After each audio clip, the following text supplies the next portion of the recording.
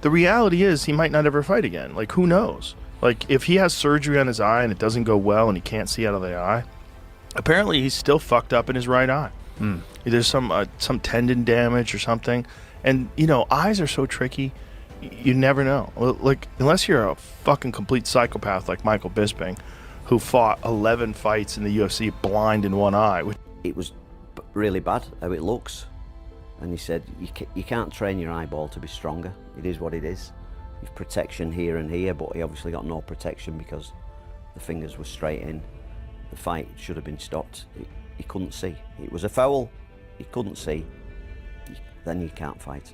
You know, if he'd have got knocked out with a head kick next, then it would have been worse. I don't know. And then he said, sometimes when your eyes here like that, it can become displaced and stay there. And they did a few tests on that, and they said it doesn't seem like that. And his vision on the eye that's the best eye, his eye wasn't following properly, so the muscles weren't working strong enough to go this way. This one just wasn't working that good at all. So we've got to have additional tests further this week, and Moyes is sorting the tests out for us, and he's got to have a CT scan. You know, everyone thought my face was a mess. Listen, I'm only a week out from the fight. My face is sound. I've got a little bit of bruising. The only thing what's wrong with me is my eyeballs. Off fingernails, scratching my eyeballs, but you know, we get on with it. I did say before the fight, I want to make his face look different. For a couple of days he made my face look different. I had big shiners. There's nothing wrong with me. The only thing what's up with me is like, probably got a scratch cornea or something like that. Hopefully we can run it back in the future, because there's a couple of things in that fight that pissed me off. I don't want to look like a loser right now, but everyone saw I was better than Justin that fight, but the UFC wanted him to win. The lad smashed my eye with his finger. I had to play all of the rounds with a broken eye, which is not fair. Man, you wake them. Oh, he poked him. He fucking poked him. No, you're good. You're good, mate. Chicken in a fucking Coca-Cola. Straight poked him. Look. What? That was intentional. Hey, man, nah. You better fucking suck it up, dog. I'm good, mate. I can fucking see. Give me a fucking potato with beans. I'm fucking good, you mushroom. There's your last fucking water, you goddamn mushroom. You Spanish sausage, you. Man, knock his ass out for poking you in the eye now. Knock him out, white boy! Easy! I'm a real white boy. Oh! Ooh! Boo! Yeah, wrap him up. Pause whatever you're doing right now, lock that door, dim those lights, and crank your volume to maximum. Because what went down inside Joe Rogan's Austin studio wasn't your typical podcast chat or casual sports breakdown. This was a complete destruction of someone's reputation, a public examination that just exposed the most vile controversy the UFC has ever witnessed. Now that is, you see, this is what Justin does. He puts his palm out. Fuck, that is nasty. Nasty. Oh my God. Look at that, boys. Can I get a zoom in on that? That is in there, boys. Once again, I always say it, you're never going to stop eye pokes in mixed martial arts, because Justin Gaethje finds his shot. He finds his shot. I'll pull up a couple more shots of Justin Gaethje trying to find a shot where it's actually video of how he likes to go about. That's what he does. He goes here and then he throws his big ass right hand behind his shot. Woof, to land. He goes like this, boom, boom. He does it every single time, but that is a nasty. Guys, I wish I could say this is Photoshop, but I like to bring it to you guys. This is not fucking Photoshop. This is a picture taken from the fight. Wow. I mean, yeah, that is nasty. But once again, look where Paddy's hands are at. Besides the eye poke, Paddy's hands are down here. They need to be up here.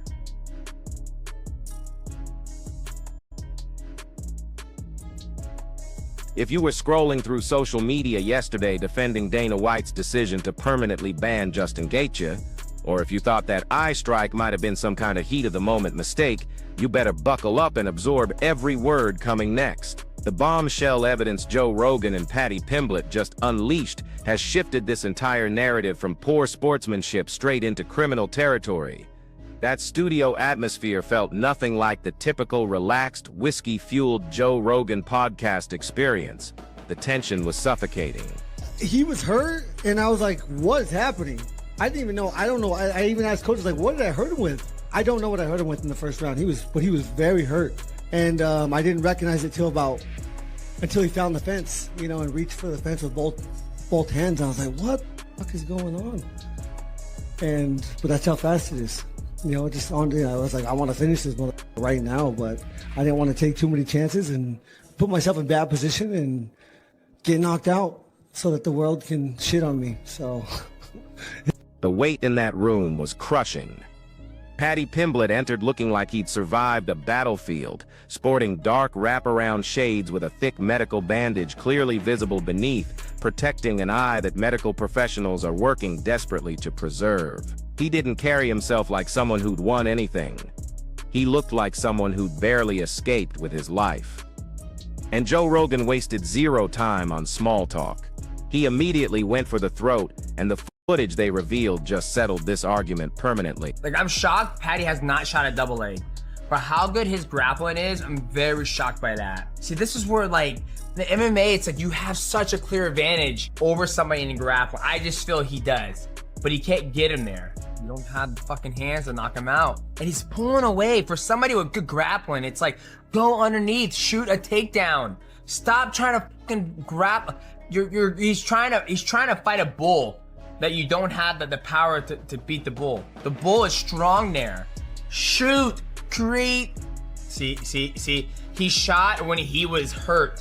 He didn't shoot when he was fresh. Paddy is tough as nails. I give him that. Paddy Pimblett. Rogan kicked things off by staring directly into the lens and declaring we weren't witnessing sport anymore, but rather examining evidence from an assault. He immediately instructed his producer, Jamie, to load up the raw, unfiltered 4K recording of what happened. But instead of normal playback speed, he crawled through it frame by frame, pausing the footage precisely at 5 seconds before contact. That's where the undeniable proof emerged. Captured in crystal clear high definition, frozen in that moment, you don't witness a closed fist or some defensive hand movement. You see Justin Gaethje's hand with 4 fingers tucked in tight while his thumb projects outward in an unnatural, deliberate angle, extended like a blade tip or weapon pointing with surgical accuracy straight toward Paddy's eye socket. Rogan, someone who's commentated countless battles, earned black belts in multiple disciplines and studied fighting techniques for 3 decades, completely lost it. He shouted through the microphone, "Examine those mechanics, focus on that thumb positioning. I've delivered countless hooks throughout my lifetime. Nobody, absolutely nobody, executes a left hook with their thumb protruding like a weapon unless they're deliberately attempting to blind someone. That's not proper striking form, that's a deliberate injury technique. That's a street tactic designed to destroy careers." Obviously delivered in the main event, capped off with a war. Just give us your thoughts on Justin Gaethje and Paddy Pimblett delivering a 5-round battle. Yeah, I mean, what a couple. So Paddy Pimblett at the weigh-ins yesterday says, "I'm going to knock this motherfucker out tomorrow." And I was like, that's interesting. And he never abandoned that game plan. Even when, he got dropped a couple times, I kept waiting for him. I'm like, he's eventually going to have to shoot and try to submit him. Now, I didn't know Paddy Pimblett had a chin like that till tonight. And, yeah, absolute dogfight in a war, and much respect to both guys. We haven't seen Justin yet, so we don't know what his status is physically, but I mean, is the interim, is the unification fight have to be next, or is there a case if he's hurt and needs to be out for a while? Apparently he's 100%. So we sent Paddy Pimblett straight to the hospital, and then we're going to send Gaethje too. And Gaethje's like, believe me, I've been in plenty of wars. I'm good. So The coach didn't say block his... Speaking through obvious physical agony and seething anger, Paddy provided the visceral details that made everyone listening feel sick. He explained that people assume it was just contact, but it wasn't. I felt his thumb penetrate behind my eyeball. I heard something rupture inside my skull. It wasn't just an impact, it was deliberate gouging. He didn't just make contact, he rotated it. He realized I was dominating our exchanges. He knew his gas tank was emptying. He looked at me, understood he couldn't knock me unconscious, and made a calculated business choice to destroy my sight because he couldn't steal the victory. That testimony, delivered by someone who may permanently lose vision, struck harder than any physical blow. It revealed a desperate competitor who recognized his time was finished and chose to cheat in the most lasting way imaginable. But if that video evidence seemed conclusive, wait until you discover the audio recordings. This portion will likely send people to federal prison. Joe Rogan disclosed that UFC production staff working alongside the Athletic Commission successfully isolated and amplified audio from Justin Gaethje's corner during the rest period between rounds 1 and 2. This audio never made the live broadcast, but Rogan played it for everyone to witness. It's undisputable. It's bone-chilling. You clearly hear the head trainer panicking, yelling at Gaethje that the jab is destroying them. You're getting outranged. You need to eliminate his vision. Deploy the thumb technique if necessary. Eliminate his sight immediately. Let that reality settle in. 26 wins, 5 losses, 20 KOs. The dude fucking KOs people. Early on, he'd calf kick the fuck out of people. He'd calf kick people where they couldn't take it anymore. He had many TKOs from calf kicks alone. The guy is just a dense fucking ball of muscle, built for fighting, 37 years old now. He's crumpled people with his left hook. He's crumpled people with his right hand. Paddy Pimblett is gonna have to be very careful throwing his flurries on Justin Gaethje. Justin Gaethje will sit down and rip a left hook, or sit down, drop his head, and launch a right hand. That's Justin Gaethje's ways to win. He could KO Paddy. When discussing vision or head movement, he specifically said deploy the thumb technique if necessary. When that audio played, Joe Rogan's face turned crimson. He pounded his fist so violently on the table that microphones rattled while shouting that this constitutes solicitation of a serious crime. That's not legitimate coaching, that's ordering criminal behavior. When trainers instruct fighters to commit assault to stop competition, we've left UFC territory and entered organized crime. Rogan publicly stated his complete support for Dana White's lifetime prohibition, arguing that allowing this behavior transforms sport into lawless bloodshed. No. No, I don't. Right when you assumed it couldn't get more sinister, Rogan displayed the charts showing betting patterns. He revealed a massive, statistically impossible surge of money flooding Las Vegas sportsbooks moments before the athletes entered. We're discussing millions of dollars wagered on the highly specific, obscure proposition that the bout would conclude via disqualification or illegal technique. Rogan examined those charts while posing the question nobody wants confronted. Who risks 7 figures betting on a fight ending through illegal moves unless they know the outcome is predetermined?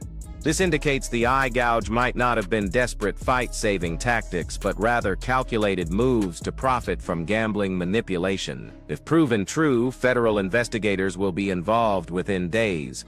This transforms everything from dirty tactics into racketeering charges. There's a message for Ilia Topuria if he's watching this. Control my thoughts, I control my emotions. I won't give him the time of day. I'll rely on my coach to watch him a lot. I've seen him fight, obviously, but I don't really go back and watch these guys. I really rely on my coach. I watched Paddy today. I watched Paddy and Chandler today. But I really rely on my coach to create a game plan and instill it into training. And yeah, this is so fast. I have no idea what the fuck's going on right now. The message will arrive this afternoon. He earned it. Justin Gaethje's fought all these fucking monsters his whole goddamn career. Edson Barbosa, Donald Cerrone, Eddie Alvarez, Dustin Poirier, Habib, Michael Chandler, Charles Oliveira, Fiziev twice, Dustin Poirier again, Max Holloway. Like, holy shit. He's fought the elite.